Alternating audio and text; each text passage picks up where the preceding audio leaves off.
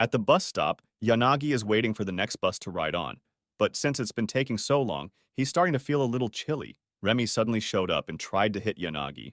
Hori also appeared and did a bit with Remy, but they both ended up telling Yanagi that the bus would be late.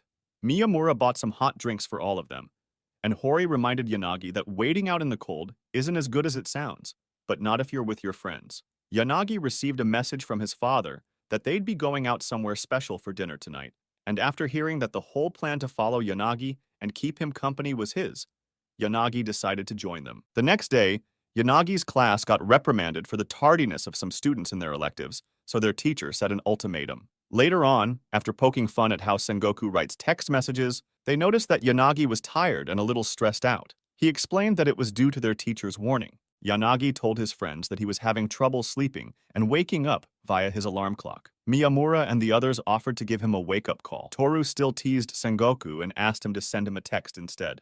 Yanagi felt ashamed and promised not to let his friends down. The next day, Yanagi still had trouble waking up and even threw his alarm clock on the floor. The wake-up call didn't even help, as he just hung up on them. The text did the trick, though, as Yanagi said that he burst out laughing after seeing Sengoku's text, which got Sengoku confused about whether that was supposed to be a good thing or not.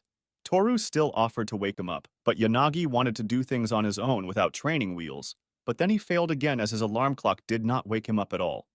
Yanagi was at a vending machine, and he seemed to be having a hard time picking out his beverage.